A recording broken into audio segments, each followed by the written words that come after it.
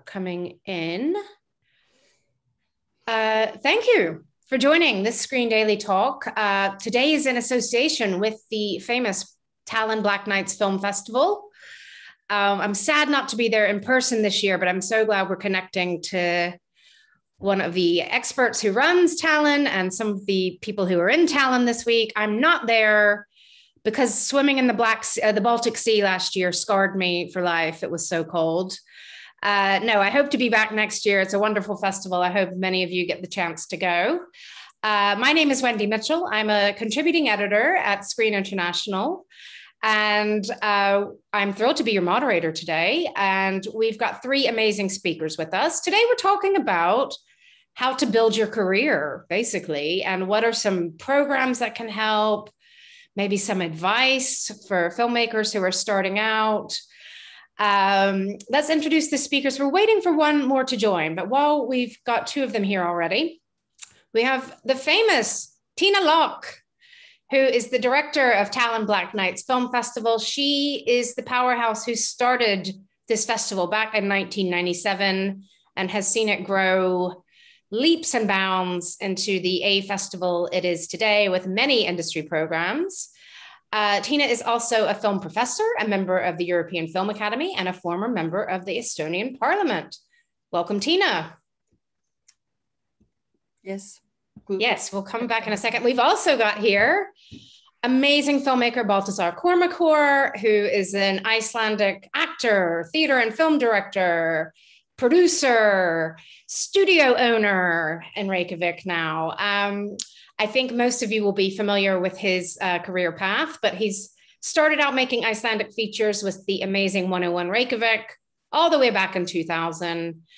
More recent Icelandic features include The Oath. He also made the Netflix series Katla, and he's also on series 3 of the TV show Trapped, which is amazing. And he's done huge international films, Everest, Two Guns, Adrift, and he has recently wrapped a new survival thriller called Beast, starring Idris Elba for Universal, which we'll get to see in 2022. And as I mentioned, he's also owning and running a studio in Reykjavik. That's a pretty amazing facility. So talk to Baltasar about shooting in his studio, but we'll talk to him a little bit about filmmaking first. And we'll see if our other guest is able to join us. But let's start with Tiina. Tiina, first of all, thank you so much for taking time during a very busy festival to come on Zoom instead of being in a cinema with your real life guests there. Can you tell us a little bit about Black Nights Discovery Campus? Because this is new. Actually, it is not so much new as much we are this year mainly launching this internationally, because actually some sections we already developed 10 years, for instance, music meets film. And it is, no, as we don't have such a big money, and somehow it is very good that we don't have, because you can probably and normally build up things. The Discovery Campus is actually built up like a platform for continuity training for the film professionals. And not only, we would like that actually creative industry people who, for instance, are good composers but never didn't work in film, when they are getting the first skills via and with the help of Discovery Campus. And the designers and costumers, make-uppers, actors, actresses, and actually it was born because of the needs of Estonia, as most of our projects firstly are born because Estonian industry needs.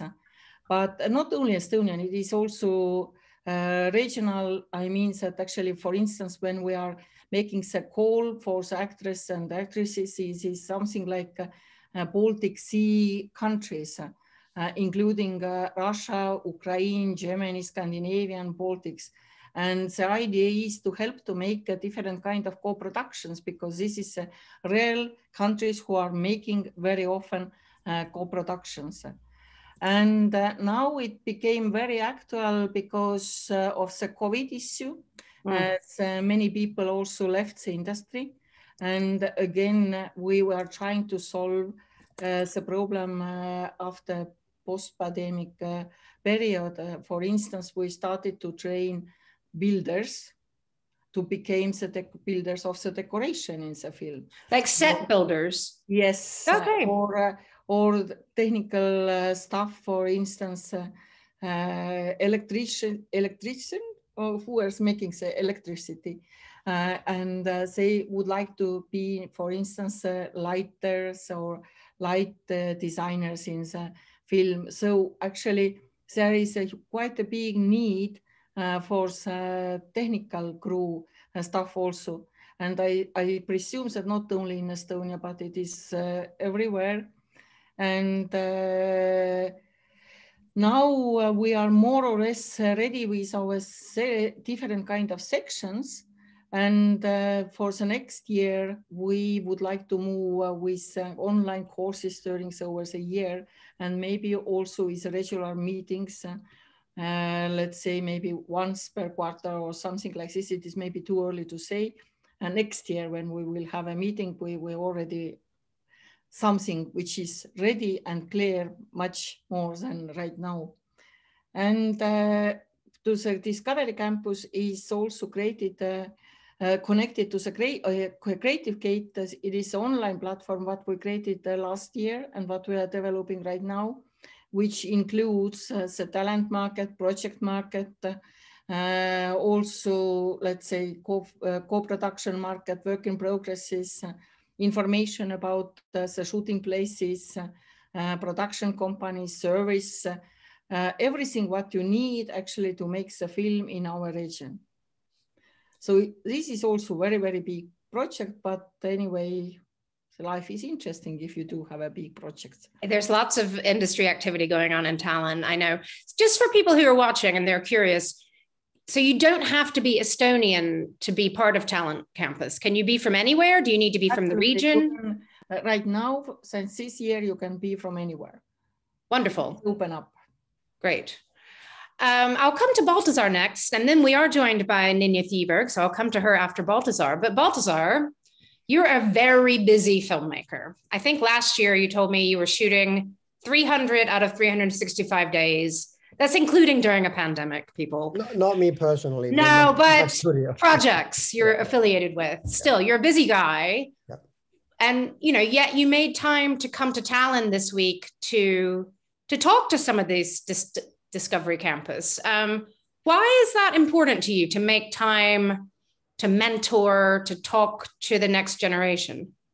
I think it's important in every way. It can be both just to re-educate yourself, to get in touch with people and not get kind of distant, by being in a big castle and away from everything, and actually be connected to, the new stuff that's coming along, get to know those talents, because, you might be interested in working with them, finding people that you're interested in working with, if that's a mutual. I think that's, and also I in all honesty, I did this kind of consciously, that after I'd been a bit away from the industry in Europe, that I joined the European Film Academy, and in a way it forces you to watch more films, and it might be something difficult to get yourself to it, but once you've done it, you're really happy because you find fantastic things, and you get inspired, and you remind yourself in a way, why you started and all that. And I think it's a very healthy, and I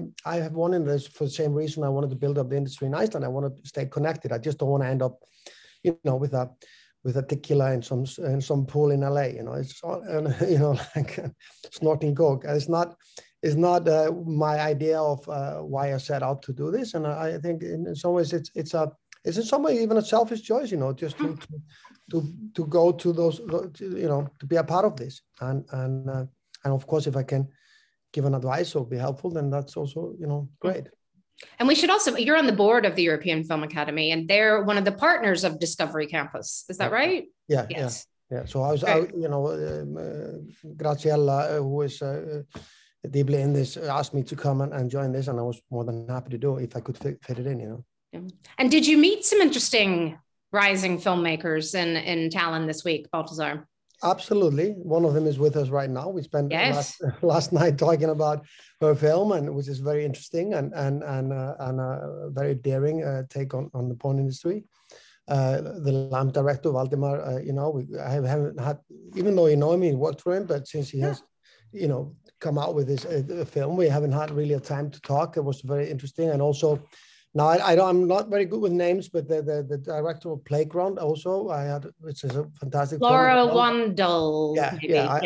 I got to talk to her about her film, and then we've been involved in, there was a talk with people that were presenting the projects, and Ninja and Valdimar were there too, and it's just a collective conversation about the state of how to get your projects done. There's no magic word to that, but if there is any help or advice to give.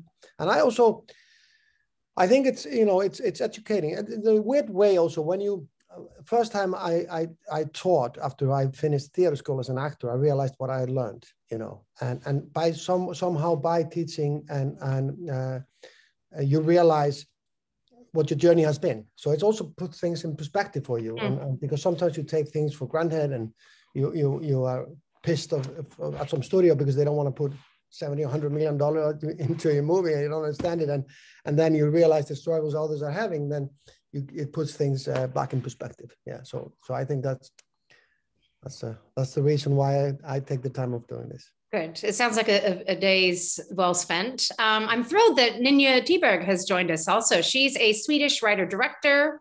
She attended and graduated from the Stockholm Academy of Dramatic Arts. She has made more than 20 shorts since 2008, including the short Pleasure that won Cannes Critics Week in 2013. Then her debut film, feature Pleasure, received the Cannes label in 2020, premiered at Sundance. It's now nominated for IFA's Discovery Award, the Prix Firpresi, and it's showing in Tallinn this week. And she's in Tallinn, so thank you for joining us. Ninja is also now signed on to a big next project with Warner Brothers, which we're not allowed to talk about too much. But I would certainly say, Pleasure is just an amazing, it's hardly even a debut. It's so accomplished, and it's really groundbreaking. And I hope a lot of people have had the chance to see it. So Ninja, what's it been like showing? Has Pleasure screened in Tallinn already? Yes, I was at the last screening, what day was it? Wednesday, I think. Yeah. So great. But it was sold out. So I was very pleased. Wonderful. And it was really interesting, actually. It was one of the most I got some critical questions from some two people in the audience that I haven't had before, because everyone has been really, really, really polite. I have been preparing myself to receive a lot of critique, which I really thought that the film would provoke a lot of people. And so far, everyone has just been very polite and very nice. And then before the Q&A, the moderator said people here are not very talkative and usually very don't say that much. And it was actually one of the most active and a little bit also aggressive audiences I've met. But it was for me, that's just it's always stimulating to, even if someone don't like your film, it's always interesting to hear because it's in a way, I put so much work in it, and then just to see that it had some effect, even everyone don't have to love your film. It's been I've loved following your journey a little bit, Ninja.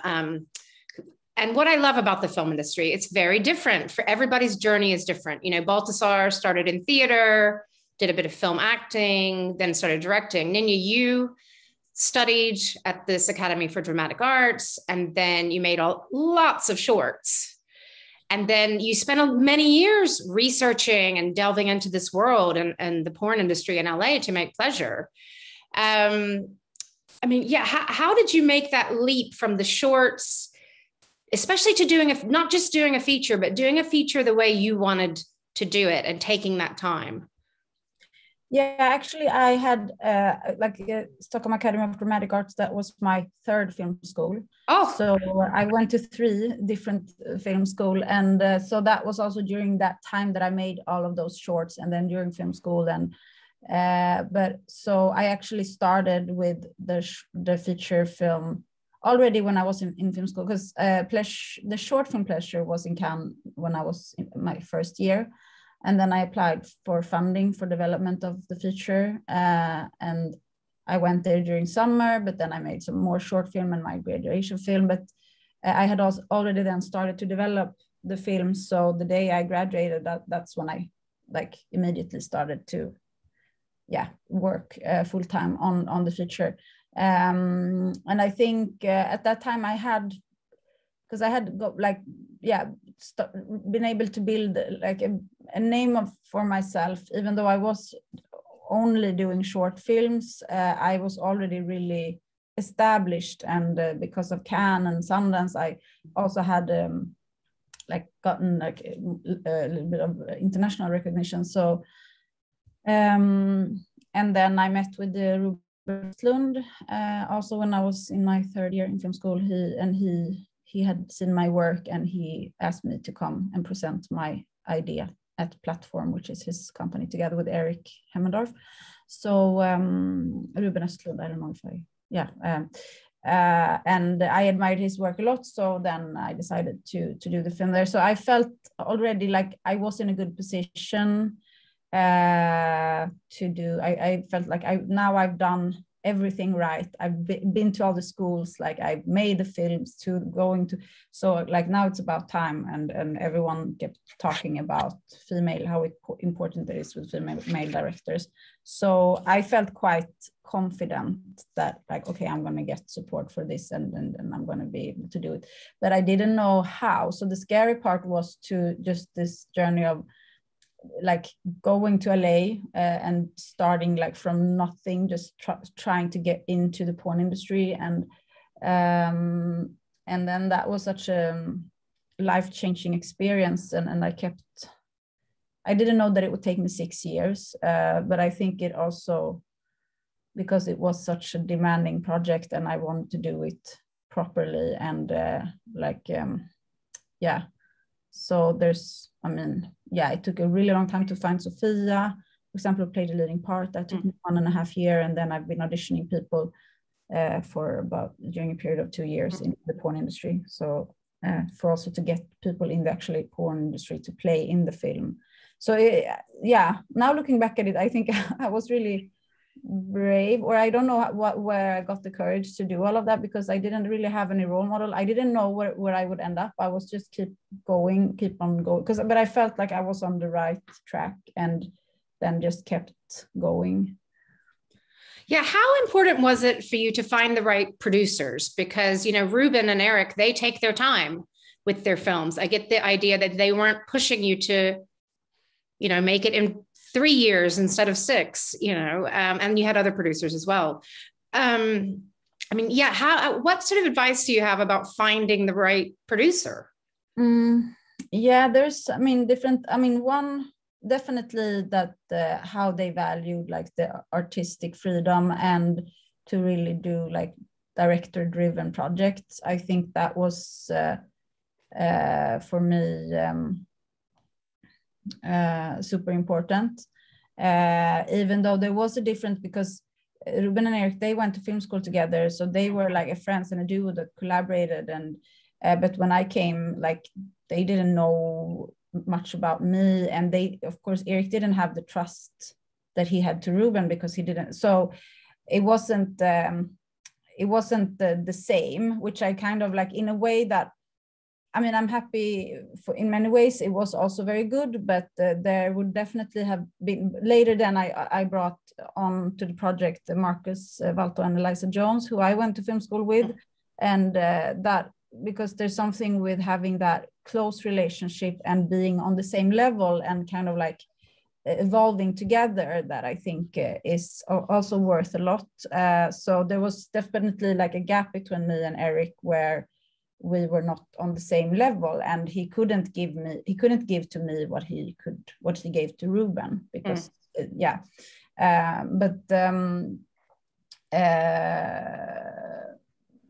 But I think so, like, yeah, but the artistic freedom was very important, and that I admired Ruben's work a lot and wanted to have him as a mentor. But I think also, like, it was a strategical thing that I wanted to have the quality stamp from the brand, because I knew that I wanted to be in Cannes. That was like my goal from the beginning, especially with this topic that I wanted, like, that was my goal, to make a film about, you know, the bad taste film, or like the worst of the worst movies, and then bring that film into the finest of the finest you know, rooms of film. So, and also to like let those people be part of, like, mix those worlds, which I don't know, I kind of, we got the label, but Cannes didn't happen, so that was unfortunate. But yeah, and then Platform had like a lot of their films in Cannes, most of their films, and it was definitely a quality stamp that helped a lot because of the subject, and to get people to be like, okay, but this is not porn, it's art, and this is like serious, and yeah. Thank you. Baltasar, I mentioned you came more from the theater world.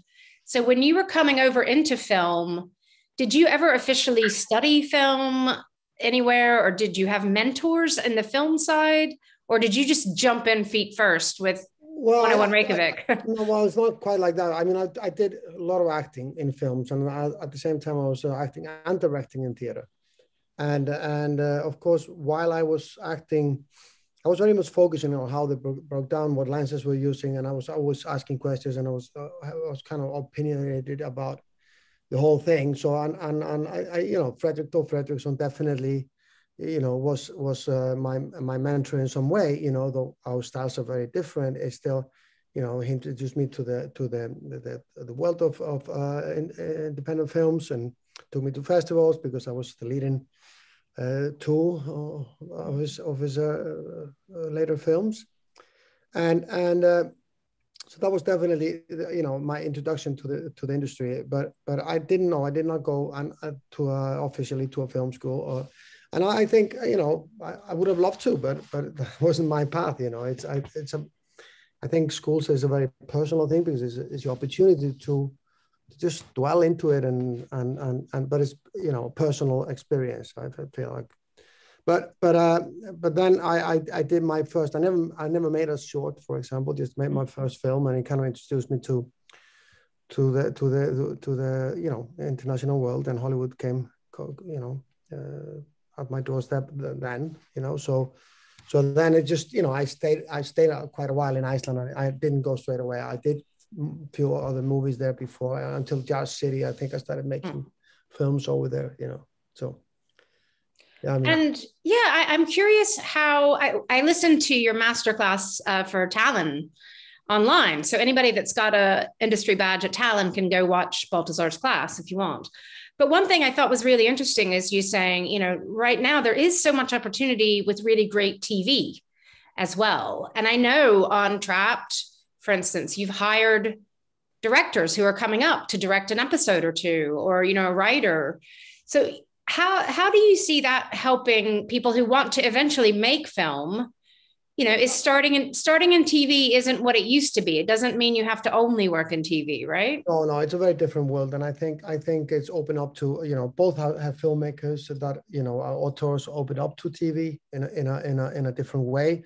And vice versa, you know, and also because TV is more creative, I assume, than it used to be. You know, it's more open to different storytelling, different lengths. You know, there's all this happening, and in all honesty, I don't. It's not to diminish the kind of the achievement of making a film and showing it in the cinema and all that, but it is blending so much, you know, like people are making, you know, what is a movie and what is a TV show? It doesn't really exist anymore, maybe the platform, but then the movies are going to the platforms as well and only being screened there. And then what is a movie, like in 2 parts, or is it a TV show? Like, and what is the length? And all this is just changing. I think greatly for the talent, because why doesn't have to be one or the other? It just can be everything. It's just a story, and it takes the time it needs to take, and it finds the platform where it can show on, or whether it's a cinema or a platform. So I am all for change. I think opportunities are when things are changing. And that doesn't mean that films are going to go away. I mean, when I was starting in theater, I think everyone said theater is dead. Was still pretty much alive, and I think they have been announcing the death of the cinemas for a long time, but that's not happening either. So I think it all can work very well together. I think it's a great training ground.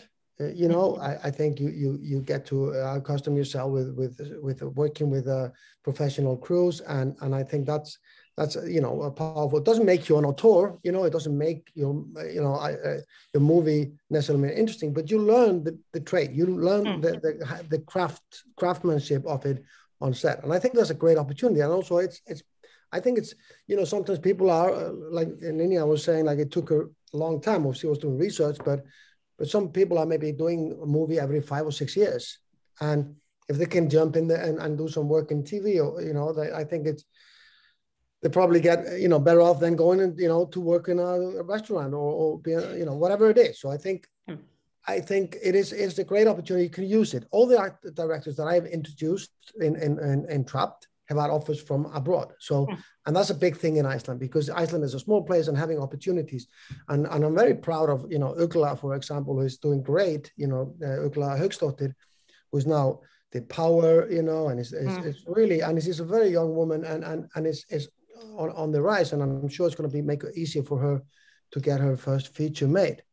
And she said, that was very hard to get the first job, very hard for her. And until after she did 2 episodes of Trapped, the doors open, because the first chance is difficult, and so goes for all the others. There's a first time female director on the 3rd season, which is done great, and I'm sure Katrin, and I'm sure she's gonna, comes from the Danish school, and she's gonna do fantastic, So I take pride in that. I take pride in also, using, the opportunity like I created for my company to give people their kind of chances in this industry, and if I can be helpful, it's fantastic. It's again, it's selfish, because I actually take pleasure in it. I love doing it, Yeah, but not everybody does it. So I think it's important. Tiina, I would love to come to you to talk about, Tallinn and Black Nights. You started off with films, and now you have TV Beats, the industry conference. People are pitching TV shows. You're screening episodic work. Why is that important to you to help the industry for film and TV? No, firstly, why TV Beats? It is because, the Baltic countries have been in TV production in very bad shape. The gods left the countries in the middle of 90s and never came back. They just packed the luggages and left. So we wanted to promote our TV series and not motivate the people and change the paradigms that actually they can go out and they can make the co-production projects like the film can make. And actually we already have our success stories. So it's very rapidly and very quickly is developing, and now there is a 2nd year almost also as a financing co-production market finances are coming. And I do hope that next year it's going to be again better and better, because people who came, they liked very much and they became very much interested, because we do have such kind of things like a script board, where is a script content for the TV series and for the films. And now I would like to go back to the Discovery Campus, because it is very much connected, as mainly we are working there also with the young talents. And the whole idea why we are collaborating right now with the European Film Academy, that actually it's the first time we picked up, let's say, 6 nominees for the Discovery Award. And they are coming to Tallinn next year, hopefully all 6. and they will be like a heart of all this Discovery Campus, and they are going to be put together with the script pool people, with the actors and actresses, production designers and composers and etc. All these things, and they are first time also together here to see each other and to work with each other and to see each other's films. And what is important, what we did also, there is a critics school. So the critics, young critics, of course, again. So they are watching the films, and one of the tasks is to write the reviews about, first reviews about the Discovery Award nominees. And why it is industry important? Industry is like a motor for the car, you know. I think so, and there is the whole theory behind of this, that all the festivals are strong and can continue, survive, even if the times are very hard and difficult, if you do have a strong industry, because industry is like a blood circle. Today you are taking part of the festival, tomorrow you are part of the industry. And industry, you always need to speak about the new trends, new problems, and our industry platform, I must say quite arrogantly that this is right now biggest in the North Europe, because there is so many different kind of things. European conference made together with the European Audiovisual Parliament Commission or whatever, and genre forum, co-production market, a lot of different kind of panels on the very fresh and hot topics in the cinema. As always was told, a huge training platform and etc. It's a great ecosystem you have there, with working across lots of different parts of the industry. And even we created now the second year is the industry part for the short films. So there is, if let's say 7 years ago, the industry was 3 days long. Now it is 1 week, and I cannot say that half, but more or less it's going to be 1 week and a half. Great. Already this year. Okay. Was and Niina, how has it been for you to meet? Have you been meeting and talking to some of these other Discovery nominees while you're there in Tallinn? And you know, why is that important to also connect filmmakers to each other? Yeah, I mean, yeah, definitely. We talked with, I've gotten to know Laura and Valdemar, who was there, and it's really, yeah, I don't know. I mean, I don't know. It's hard to tell how much of it is like helping as a, you know, for my career, but just on a personal level, it means a lot to have someone to share these, because we're all going through the same thing right now, which like is very, we've all had like our debut that has gotten a lot of recognition and traveling, and just like have someone that you can really share all of those experiences with is really important. So I feel like I think we're gonna like really continue and yeah, and to continue a relationship, because it's so like it's no one else who understands you but those people right now. And yeah, I mean, that's always just to be able to talk to people that go through the same thing. And then also it was really nice to meet Baltasar and ask like to get some advice from someone who are like further ahead, and like, because it's also it is very, you know, I'm really going into something unknown and trying to like learn and understand what it is I'm entering right now. So that leads very nicely, and we've gotten some great audience questions already, so I'll start with a few of these. And Niina, I would like to hear maybe from you, because one of the questions is you've both worked in the US and in Europe. How does the industry treat emerging directors differently? I mean, Niina, you shot your film in LA, but it was, you know, it was a European film, basically. But now you're moving on to a big US film. And I know you can't tell us any details of that film, But why did that feel like the right move for you to go work in the US? I think because I'm always been, I know I am I am art house because I made an independent film and like low budget, but I've always been drawn to more like pop culture, and to me it's all about the audience. Like I want to find I mean, because I mean, I'm very political. Like I see myself as an activist, and I decided to use filmmaking as an activist tool and to deal with certain things in our popular culture. So if I am going to be able to change anything, I need to be able to reach an audience, like to make as big of an impression or mark as possible.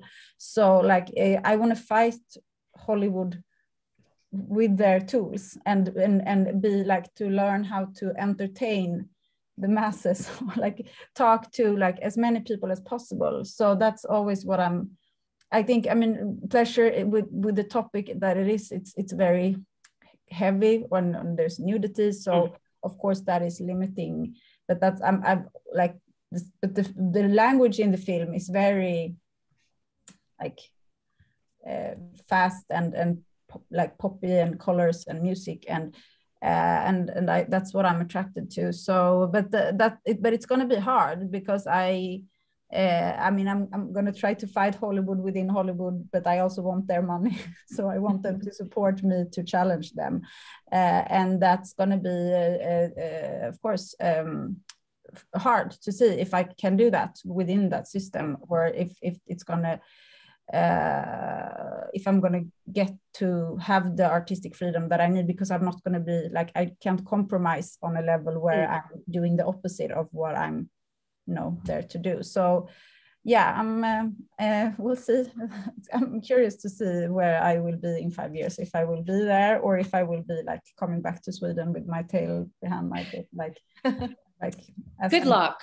Stay true to yourself. Baltasar, you've been there, and even now you juggle some more personal Icelandic projects with bigger either European or US backed or Netflix backed projects. So how do you juggle that?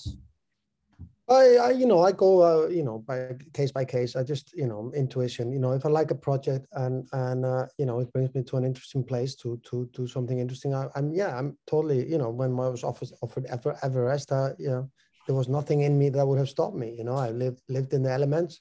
I love the elements. I spent my summers in the highlands of Iceland, and this is something that I was drawn to. So yeah, there you go. And it's like Ninja said. It's great to reach a large audience with whether you're entertaining or sending a message or I love what Kieślowski said. He said, "I'm just trying to have a dialogue with the world," and I think that's a great way of putting it. And I think. That is something I would not want to give away, but at the same time more personal, maybe, and not necessarily more personal, because for Beast is quite personal, even though it's a big bloated Hollywood movie. When you see it, you will understand why. But at the same time, I am born. There's a certain language that I'm born to. And I've grown up there, and I think that cannot be replaced so easily. And I love doing that, but I also feel it means more. Like it means more to me in the end to build up, be a part of the Iceland industry, build it up, help getting it to a place where which has actually been growing immensely. And now the studios and all that coming in, it just like instead of being there and just enjoying the success or the easy life of, it's not easy though, but the life of Hollywood, I just feel like being home. And I have 5 kids, by the way. So what am I going to do in LA? I'll be driving all day. So, and I had 20 horses, and what am I going to do with them? So it came in a good place, and I never wanted to leave Iceland. That's my place. But having the opportunity of working around the world is the greatest, what do you call it? Privilege or whatever that I've been given, and I also think European filmmakers are lucky and we talked a little bit about this last night, is that, you know, we can go back home and we can build another project, but Americans that fail, they just go to the bin, you know. Yeah. You know, like they will not be able. So it's they go to director jail. It's a long way yes. over there. And sometimes people don't, you know, the language of that place. And also, you know, if you want to spend somebody's $100 million, you know, it's pretty sure that they want to get the money back. You know, they want to be challenged. I absolutely agree with Ninja. You go in there and fight them. They love to be challenged. You know, it's not that they don't like to be challenged. They just want to make sure that they don't lose their money, because then they can't, you know, make another one. And I think you just have to be realistic about those things. And you can tell any story in a smaller scale. But if you want to go there and you want to do that, then yeah, good luck and have fun, you know, and just realize what you're getting yourself into. And I enjoy that.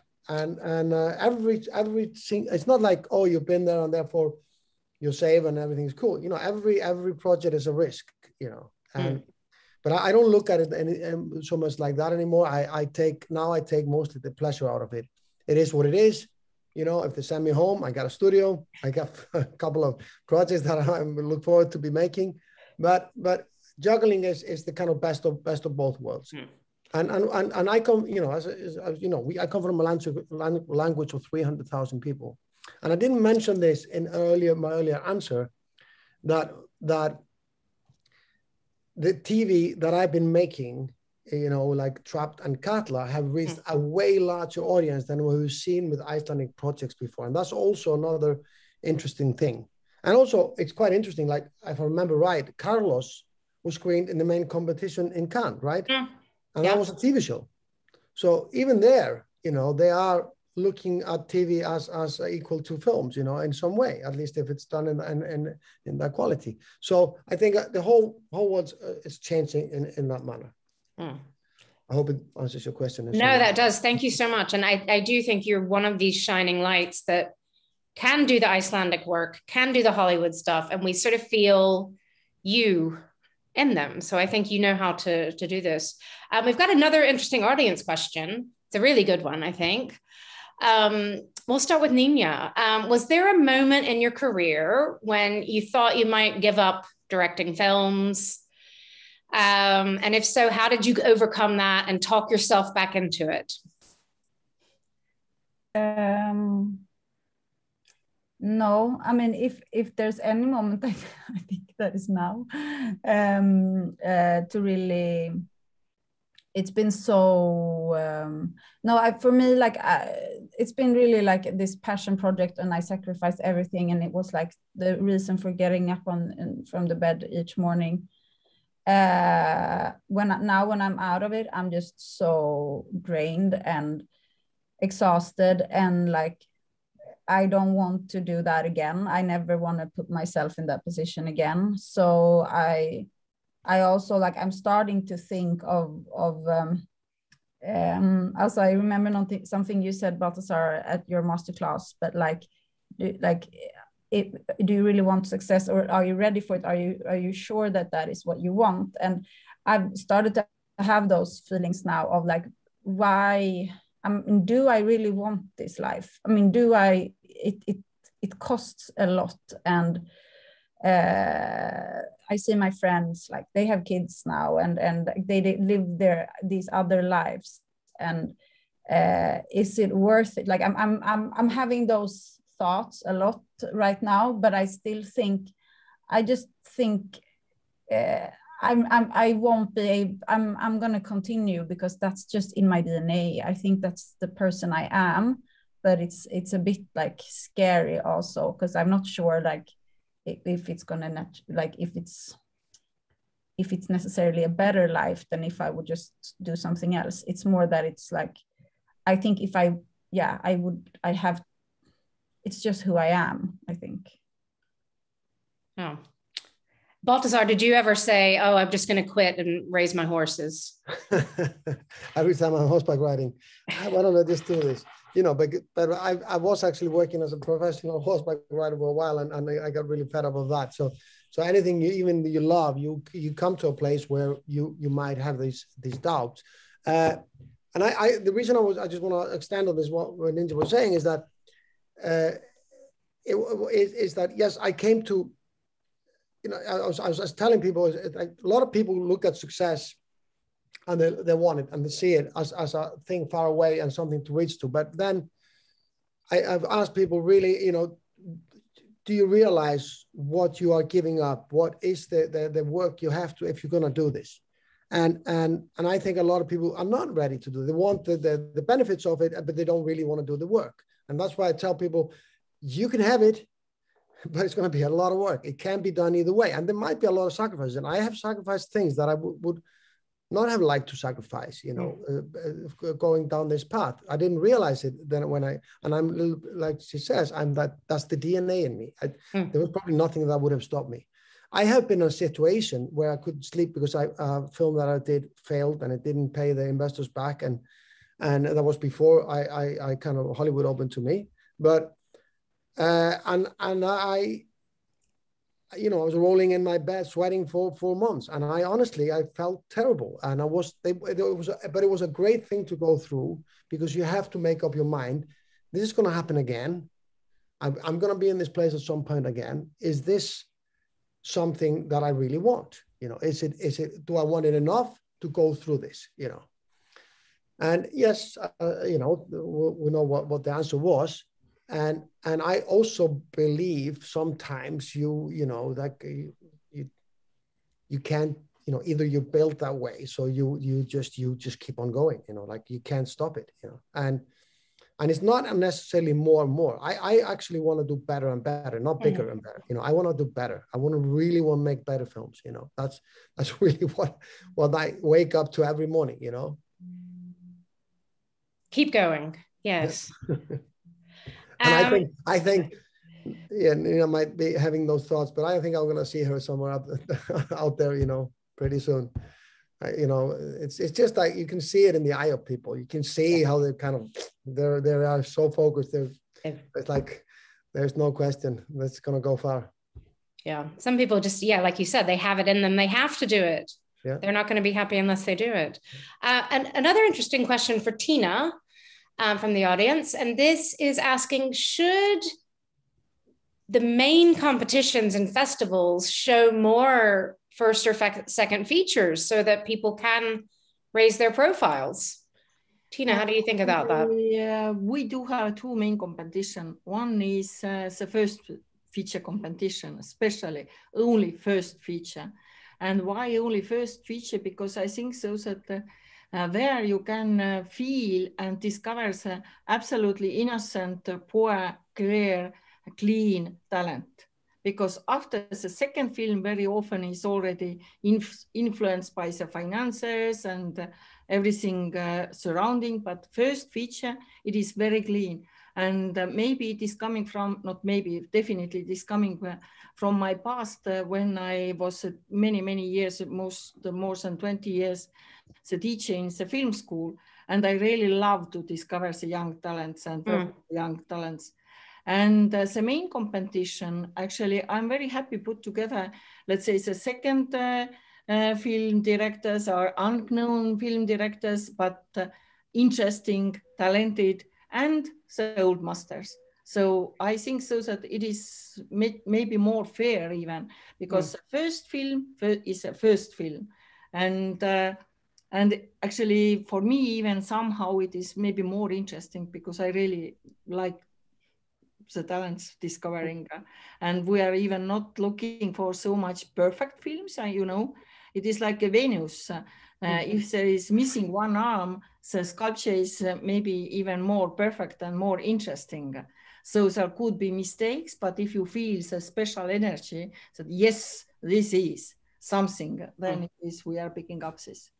I also say, just to extend a little bit on that there is actually quite a lot of interest in first work, in general in the industry. I think most filmmakers then look back, that they are more likely to win most of the awards for the first film. It's just the way that the system works, It doesn't mean it's hard to get there, but if you do a good first feature, you get a lot of recognition. And so I don't think it's all fair to say that there isn't already kind of interest in the first work. You know? It can be hard getting attention for the third one. Yes, I think because it's not as new. You're not an exciting new voice. Maybe there's not a competition level for you. Yeah, and I think like that is actually probably harder. Like a lull in your like second and third can be really difficult. Obviously, there's no rule to it, but you know when you haven't really reached that, people know you or you're established, and you're still new, but you haven't really broken through. You know. The most difficult is to make the second film, especially if you are the very successful first film director. So the second film usually is much more weaker than the first one. So the third one is getting again interesting. Yeah, not for you, Ninja. Don't worry. But Ninja, what would you say festivals have meant to you? I mean, with the shorts and Cannes and the Cannes label, and then Sundance, and you know, a lot of festivals have played pleasure. Has that been crucial to you? Yes, of course. I mean, that is the way the system works. That's the way to get your films out. And I also think as a film, it's the way to get the film out. For me, it's also very much a mental thing to like, for example, I had actually, that was, I think I don't know if I stole that method from Ruben or if we both are very much alike, but because he says the same thing, but I said from the beginning, like, this film is going to be in Cannes. And then that was like, you say carrot, in Swedish we say like chasing your carrots. Do you have the same expression? Yeah. But this thing that you're like, and then carrots. Also, yeah, like always, like, I've always thought, like, is this good enough for Cannes? Is this gonna, and I imagine now it didn't happen like that, but I've always like saw the film there, like imagine sitting there at the premiere in Cannes and then looking, and then for each, is this good enough for that moment? And also telling everyone around in the team, like, we have to reach Cannes. So that, for example, and when I did short films, it was so crucial because I don't think you and it's good also to give you deadlines, and you have to have something to work towards. Yeah. And Baltasar, you know, I remember when 101 Reykjavik won the Discovery Award in Toronto. You know, did that just change your career instantly, the attention of something like that? Yeah, it was quite interesting, and honestly, it was a little bit like in the movies, and you know, everyone is always waiting for that moment to happen to them. Somebody calls or something happens like out of the blue. Oh, you know, we dream about these things, you know, and it was especially because it had been in other festivals and even won prizes, but it didn't quite take off in the sales, and I had invested and actually mortgaged my house for it, you know. Oh. And I did something you should never do, you know, like believe too much, like put everything, you know, on at stake, because you get desperate, and desperate people don't make good decisions, you know. But I did it, and then I remember I was in Haugesund and Peter Albeck, and I was gone through most of the festivals, and you know, we got some prizes and a couple of sales, you know, smaller territories. And he said, you know, I have good news and bad news. And the bad news is your film is not selling.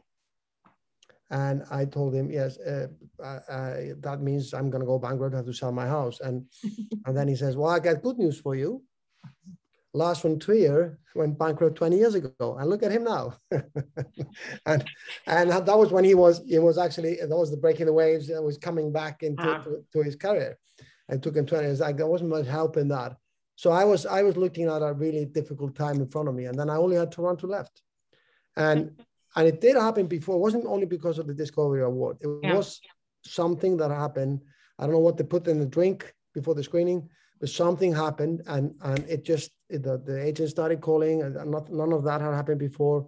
The journalist, you know, I missed out on New York Times interview because I was so busy doing other things, and he was the only one who actually wrote a bad review on the film, and the guy. Well, I forgot to go to but it was like a mad, like people chasing you on the street, and there was like, it's like I didn't know this would happen, to be honest. I didn't see it coming, and things like that only happen when you don't expect them. You know, they do not. You can't have them by order. Yeah. Because I've been waiting for this to happen again. It doesn't quite happen like that at all. You know, But and then the movies sold to every single territory in the world, which was rare or unheard of in Icelandic cinema at the time. So yes, that was a life-changing experience, and it saved my my house for the time being. So but as I say, that was absolutely unexpected, and it was late in the game, which is usually you're able to see it really, you see it quite early where things are going. They don't turn so easily, Yeah. So when things have not been going my way, I was like, when is the turn? And that doesn't happen, Yeah, but I love that you did have that moment. Although I would caution any filmmakers out there, don't put up your own house. No. Because sometimes even you can make the most genius film and you might not get your money back. Absolutely. So don't put the house up. Follow your dreams, but get somebody else's money. Vanity, only a male that I think would do such a stupid thing. Sadly, we're running out of time, but I wanted to thank everybody for the great questions. And Tiina, you're sort of our co-host tonight. So I wanted to ask you, just to wrap up, where you see the future of Discovery Campus and how Black Nights is going to take this forward, and it'll maybe, like you said, be year round. Do you see it growing in the coming years?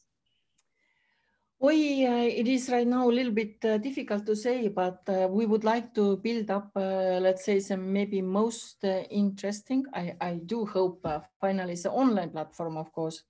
And not only, I see that actually we can make, as I told before, the regular meetings and regular trainings, that if we are picking up the group, that they can work together. I don't want to say that we would like to become some kind of academical institution. Probably not, but I never don't say no, because we never didn't want to become also A-class festival swear. So we just wanted to make something good, interesting, and best. But it takes time, because we are in the beginning. This year we made a huge step forward, and we definitely, I already had some meetings, are going to continue our collaboration with European Film Academy. And now we are in the next step to build up much, let's say, complicated, but much more interesting system, because right now we developed a different kind of sections, but I would like to put them together to work out the project. So we'll see.